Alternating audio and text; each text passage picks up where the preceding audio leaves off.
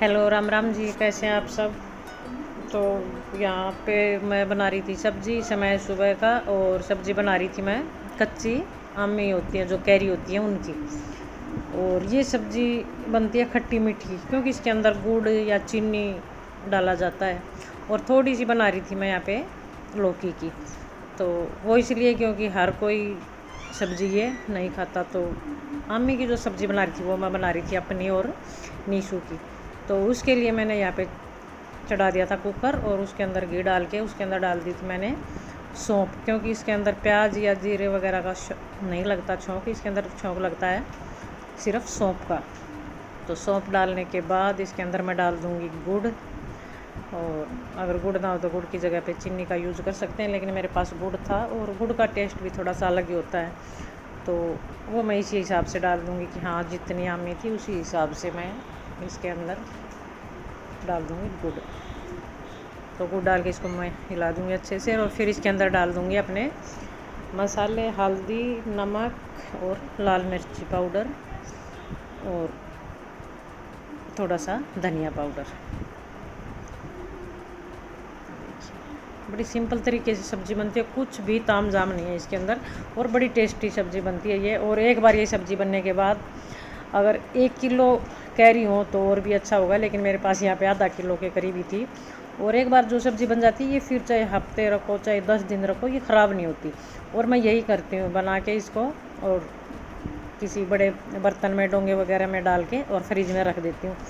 खानी होती है तो गर्म करते हैं और फिर इसको खाते हैं, तो बड़ी टेस्टी बनती है ये। और जितना पानी डालो उतना ही कम है इसके अंदर। और लास्ट में होता ये है कि सब्ज़ी तो इसकी गुठलियाँ बच जाती हैं, लेकिन इसकी जो तरी होती है वो ख़त्म हो जाती है। लेकिन वही इसके अंदर फिर थोड़ा सा पानी डाल देते हैं, फिर थोड़ी सी चीनी डाल देते हैं। तो यही होता है कि इसको बस ये सोचते हैं कि हाँ ये ख़त्म ना हो जाए। तो देखिए मैंने 3-3.5 गिलास के करीब इसके अंदर पानी डाल दिया, और 5-6 सीटियों में ये बन के तैयार है। और फिर मैं यहाँ पे लगी थी रोटियाँ बनाने। रोटी मैंने साथ साथ नहीं बनाई थी, सब्ज़ी वगैरह बनाने के बाद फिर मैं यहाँ वहाँ का छोटा मोटा काम करती रही, और झाड़ू वगैरह का काम कर लेगी नीशू मेरे साथ ही उठ रही थी। और फिर यहाँ पे मैं लगी थी रोटियाँ बनाने। रोटी बनाने के बाद सब ने खा ली थी साथ साथ ही, और कुकर वगैरह को कर लिया था मैंने खाली, क्योंकि वही था कि एक बड़े से बाउल में मैंने सब्ज़ी निकाल के और रख ली थी। और फिर मैं यहाँ पे लगी थी बर्तनों को साफ़ करने। और फिर बीच के टाइम में, यानी कि बीच का तो नहीं कहूँगी मैं, 2-2:30 बज चुके थे। तो यहाँ पे मेरे जो कुछ बोतल के जो मैंने ये बनाए हुए थे जिसके अंदर मैंने लगा रखी थी वो बिच्छू पट्टी। तो इसकी जो रस्सी थी वो जो रेशम की डोर होती है वो वाली थी, प्लास्टिक की तो नहीं थी ये।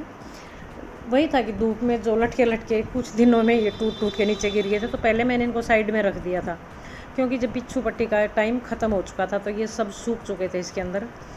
लेकिन अब ये फिर से हरी होनी शुरू हो गई थी, तो फिर अब इसकी मैं रस्सी बांधने यहाँ पे लगी थी। तो रस्सी मैंने इकट्ठी पहले लेके रखी था, पूरा गट्ठा लेके रखा था। और इसका मैं कुछ और बनाने वाली थी, लेकिन वही था ना, जिस चीज़ के ऊपर नाम लिखा होता है वो उसी चीज़ में ही यूज़ होती है।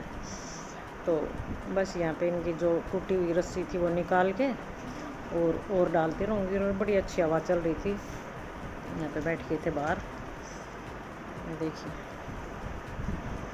तो 8 या 9 बोतल थी मेरे पास, तो उनको मैं काट के उनको फिर से वापस से जो यहाँ पे एक लोहे की जो गेट की एंगल होती है वो थी, तो उसके ऊपर मैं इनको लटका दूँगी साथ साथ ही। और फिर से वही चालू हो जाएंगे। इसके अंदर इनके फूल बड़े अच्छे आते हैं। और कई ऐसे करते हैं जैसे सूख जाते हैं तो निकाल के और कुछ लगा लेते हैं, लेकिन इनके सूखने के बाद मैं इनको निकालती नहीं हूँ। जो सूखी थी टहनी थी वो मैंने अंदर ही मोड़ के रख दी थी, और अब वे फिर से फूट आई, पूरी हरी हो चुकी थी अच्छे से। तो बस वही था कि एक बार लगाओ और फिर सालों साल चलती रहती है। ये बिच्छू पट्टी एक ऐसा पौधा है, बेल भी नहीं कह सकते, पौधा भी नहीं कह सकते, लेकिन फैल इतनी अच्छी जाती है ये कि बस पूछो ही मत। और फूलों का तो फिर इनका कहना ही क्या है। तो यहाँ पे फिर मैं ये लगी थी इनको, और फिर बीच में एक बार मैं इनको छोड़ के और चली गई थी उठ के, क्योंकि आ गई थी मेरी जो ननंद, जिसका बात था 2-3-4 दिन पहले ही जो बात की मैंने वीडियो डाली थी, वो आ गई थी बहू को लेके यहाँ पे, तो फिर बस घंटा 1.5 घंटा वहाँ आने के बाद पता ही चलता होता ही आपको कि भाई निकल ही जाता है। तो बस वहाँ बैठे रहे थे, पहले गए थे वे गांव में और आते वक्त आ गए थे यहाँ।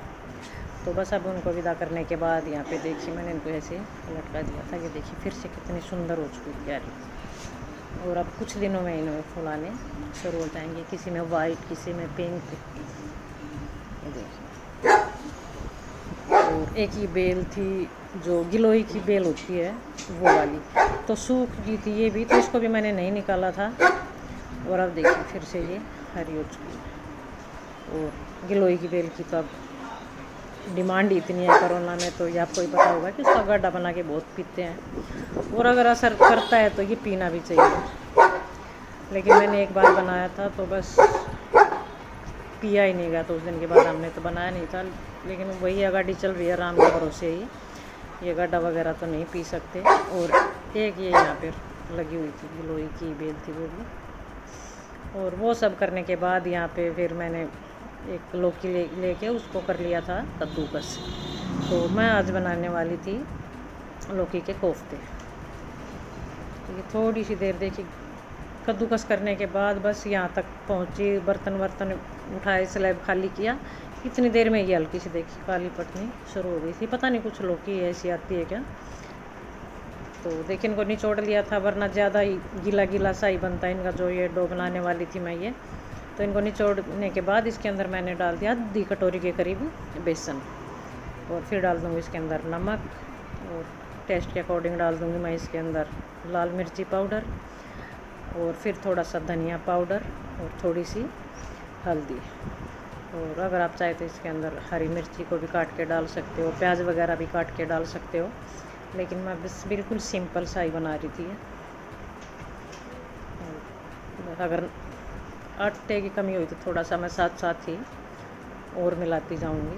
और इसको देखिए एक सख्त सा इसका डो बना लूँगी। इधर मैंने कढ़ाई में चढ़ा दिया था रिफाइंड ऑयल, इसकी जगह पे आप सरसों का तेल ले सकते हो, लेकिन मेरे पास रिफाइंड था तो मैंने वो ले लिया। और आगे का जो ये प्रोसीजर है ये नीशू ने चालू कर दिया था, क्योंकि ये काम ये खुश होकर करती है, तो इनके कोफ्ते बना के रख देगी ये।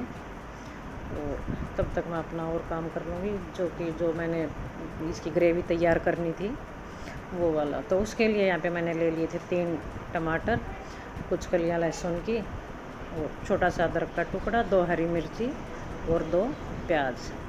तो इन सब को मैं काट लूँगी मोटा मोटा सा, और फिर मैं मिक्सी में इनको पीस लूँगी। प्याज और टमाटर हरी मिर्च को सबको इकट्ठा ही पीस लूँगी मैं इसको। और तब तक हो जाएगा मेरा तेल गरम।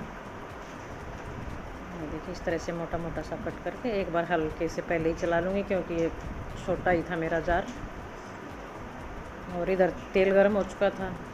एक बार तेल अच्छे से गरम करने के बाद गैस को कर दिया था मैंने सिम पे, और फिर इसके अंदर मैंने डाल दिए थे कोफ्ते।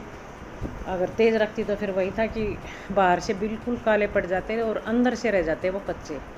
और अब धीरे धीरे गैस चलता रहेगा तो ये ना ज़्यादा ऊपर से जलेंगे और अंदर तक पक जाएंगे। तो बस धीरे धीरे से काम बनता रहेगा। बीच बीच में मैं बर्तन वगैरह धो लूँगी, क्योंकि ये भैया ना ये छोटे मोटे इस तरह के काम होते हैं, इसमें बर्तन बहुत ज़्यादा हो जाते हैं। तो साथ साथ में वही करती रही थी मैं। और यहाँ पे कभी नीशू कभी पिंटू, तो वो इनको ऐसे ही अलट पलट, ताकि हल्का हल्का सा इनका कलर चेंज होता रहे। और ये देखिए कितना सुंदर कलर आया इनका। और फिर इसको तोड़ के देख लिया था तो अंदर से ही अच्छे से पक चुके थे। इसी तरह से मैं दूसरे बैच के भी इसी तरह से निकाल लूँगी। तो यही है, इसमें से कुछ तो उठ ही जाएंगे, क्योंकि बच्चों का पता ही आपको, इस तरह की चीज़ें बनती हैं तो खाते ही हैं। तो एक एक दो बच्चे यहाँ पे उठा लेंगे। और फिर सेम उसी कढ़ाई में जो एक्स्ट्रा तेल था वो मैंने निकाल दिया था, और थोड़ा सा इसके अंदर रख के फिर उसके अंदर मैंने डाल दिया था जीरा। तेल गरम पहले से ही था, तो जीरा डालते ही हो गया था मेरा ब्राउन कलर का। और फिर इसके अंदर मैंने डाल दिए जो पेस्ट मैंने बना के रखा था, प्याज टमाटर और हरी मिर्ची का, अदरक वगैरह का, वो डाल दूँगी। गैस को किया हुआ अभी तेज़, तो ये चलता रहेगा। साथ साथ में डालती रहूँगी मैं मसाले। तो वही हल्दी नमक धनिया लाल मिर्ची, ये सब अब की बार डाल रही हूँ मैं कम, क्योंकि जो मेरी जो ग्रेवी बन के तैयार होगी मैं उसी हिसाब से डाल रही हूँ, क्योंकि जो कोफ्ते मैंने बना के रखे थे उसके अंदर ऑलमोस्ट मैं पहले ही डाल चुकी हूँ जो मसाले थे वो। तो बस अब ग्रेवी के हिसाब से ही मैं इसके अंदर डाल लूँगी मसाले। फिर इसके अंदर डाल दूँगी मलाई। मलाई की आज मेरे पास थी बहुत कमी, क्योंकि आज ही हमने मक्खन निकाल लिया था, तो बस एक टाइम के दूध की थी थोड़ी सी। और अगर मलाई ना हो तो इसके अंदर दही का भी प्रयोग कर सकते हैं, दही भी बहुत अच्छी, दही डाल देते तो अच्छी ग्रेवी बन के तैयार होती है, लेकिन आज वो भी नहीं थे मेरे पास। फिर इसके अंदर मैंने डाल दिया था 1.5 गिलास के करीब पानी। और जब पानी इसमें अच्छा सा ग्रेवी में जो उबाल आ चुका था खूब अच्छे से, फिर इसके अंदर मैं डाल दूँगी अपने जो कोफ्ते तैयार करके रखे हुए थे वो। तो ये देखिए कितने बचे हैं और थे कितने, ये आपको पता ही दिखाया ही था मैंने, लेकिन वही ये चीज़ें इस तरह की चीज़ें होती है जो बच्चों को ये बहुत पसंद होती है। तो ये देखिए सब्ज़ी मेरी बन के तैयार। वैसे अभी भी ज़्यादा ही इसके अंदर लगती है ना तरी, लेकिन थोड़ी देर इसको रख दूँगी तो फिर ये ठीक गाढ़ी अपने आप ही होती चली जाएगी। तो यहाँ पे सब्ज़ी रेडी। चाय वगैरह के बर्तन मैंने धो के रख लिए थे। और यहाँ पे फिर समय हो चुका था 10 बजे का, 10 बज चुके थे रात के। और यहाँ पे नीशू ने बना लिया था मैंगो शेक। तो मैंगो शेक शाम को बनता ही बनता है। तो बस हम पी लेते हैं मैंगो शेक, और यहीं पे मैं कर देती हूँ वीडियो का एंड। अगर आपको पसंद आए तो लाइक करें, शेयर करें। अगर आप मेरे चैनल पे पहली बार आए हो तो प्लीज़ मेरे चैनल को सब्सक्राइब करें। तो कल फिर मिलती हूँ आपसे एक और नई वीडियो के साथ। तब तक के लिए नमस्कार।